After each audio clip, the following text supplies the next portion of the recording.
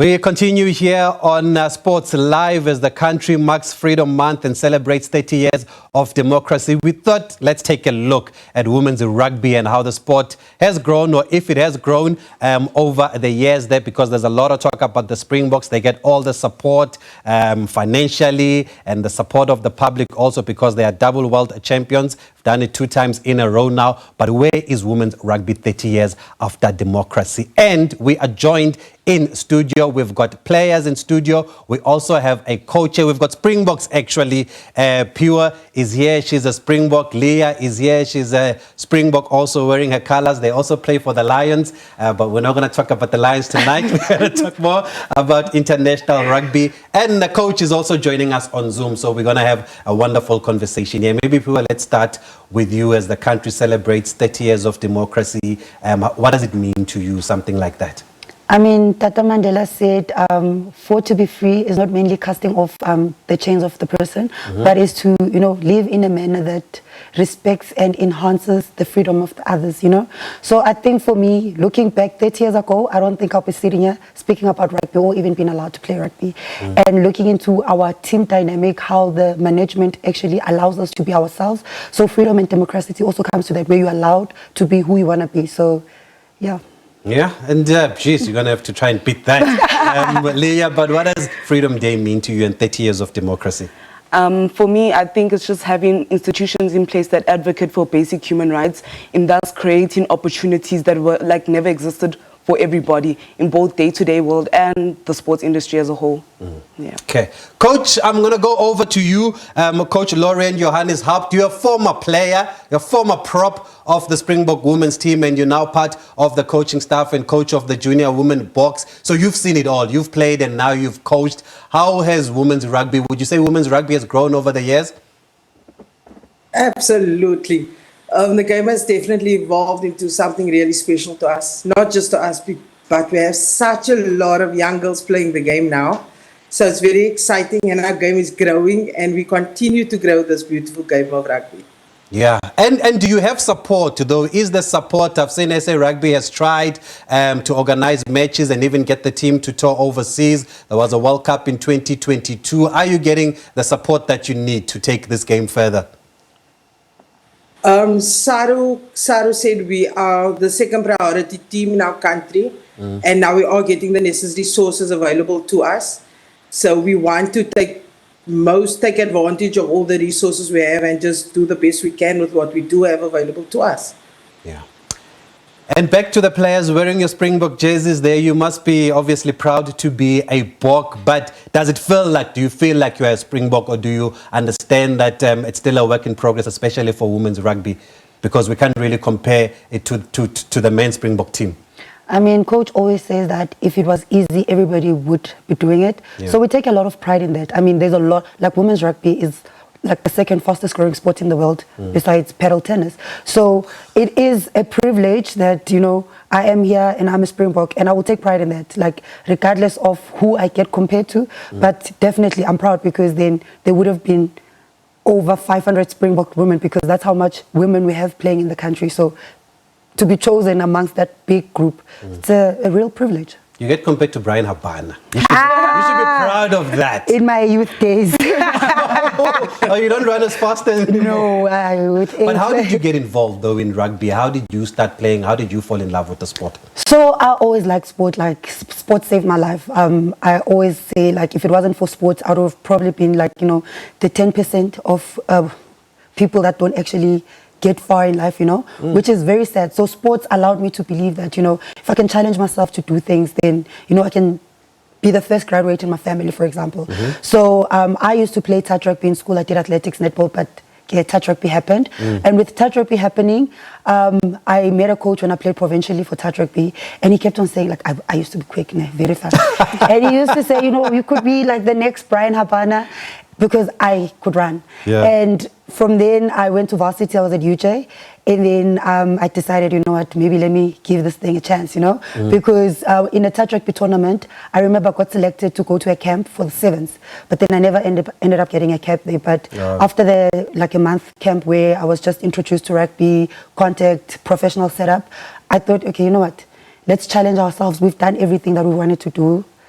maybe there is a new challenge. And after that first tackle at Ellis Park, actually, funny enough, my first match was at Ellis Park, and I was player number 23. And ever since then, like, I don't think I have been interested in any other sports after I've done rugby, but with other sports, it would be netball but yeah, rugby became rugby, and yeah. Jeez, after the first tackle, did you hear that? Don't know who was tackled, if it was her, if she tackled somebody. But Julie, I mean, what is your story? How did you start playing rugby? So with me, I grew up in a not so sporty background. I didn't really have much interest in sports until I got into high school. And that was the first time I was actually introduced to women's rugby as a whole. I never actually thought that a sport like that existed for women or girls in our country. So for me, it was just me putting myself out there and trying something new for the very first time. And I just happened to love every second of it. And I believe my journey has just progressed from there. Funny story, I was actually coached by Piwo in high school. Okay, let's not ask how old I am. Oh wow! No wonder she's slowing down. Yeah. But which high school and where are you guys from? So I was born and raised in Observatory, but I went to Queen's High School, and that's where Piwo coached me at under 16 and under 18 level. Okay, so you're a Joburg girl. Yes, I am. Born and bred. Born in Eastern Cape, but moved to Joburg when I was 1, so I'm a definite Joburg girl. No, you're not. You're from the Eastern Cape. I'm a Joburg girl. I can't... Coach, I want to come back to you. What is the pathway, having seen it all, for maybe young girls who are watching us and they want to play rugby? Where do you start? And are there structures in place like club rugby, provincial rugby? Is rugby at the schools? When it comes to women rugby, is it in the schools? Yes, we're trying to foster women's rugby into schools now. We have quite a lot of schools participating in rugby, and thereafter we have a YTC program that runs rugby throughout the country, and that system then has it exposes junior girls to playing rugby, and they progress from there. Oh, okay. And they were mentioning that there are over 500 players. How is the interest, though? Are young girls picking up a rugby ball? Are they playing the sport? Are they being encouraged? What message do you have even for parents maybe that have young girls that want to play rugby and I'm not sure if it's the right way to go? Well, there's in the past, your dads wouldn't want the girls to play rugby, but now the game has evolved and there's such a lot of girls in the game, and it's a great way to learn, to get to know more people, meet people, engage with people, have fun. Firstly, we want our girl children to have fun and enjoy what they're doing. And thereafter, the bug will bite. And once that rugby bug bites, then you just can't get it out of you. Yeah. And as far as representation is concerned, how is the landscape looking? We are very well represented across our country. It's very diverse. And we have junior structures, like I mentioned earlier, and we have provincial teams as well. So we do have a good structure in place, as well as a get into rugby, where young primary school girls have the opportunity to play as well. Okay, wonderful. We've spoken a lot about the Springboks. Do you have contracts, firstly, as Springboks, or is SA Rugby still getting there? Because we've seen with cricket, it took a while for the Proteas women to get their contracts. Eventually, they got them. We do have contracted players. For myself, I've been called back into the system. So I was away for 4 years, I believe. Aliyah just got her first cap recently, so I hope that her contract is going to come soon. But with me, I am not just like a player. I have a full-time job as a women's rugby coordinator for the Golden Lions. So I'm focusing like in both worlds, where I run rugby and I play rugby. But I would be happy for Aliyah to get a contract. Okay. I don't want to talk about the Golden Lions, but you went to the Golden Lions, and they're one of those that have done well, though, because there was a sponsorship and support from MasterCard. I remember you guys doing a video with, was it Dan Carter and Brian Habana that came to visit you, and all of you wanted to cry when they got into the changing room there. How has the support been in club rugby?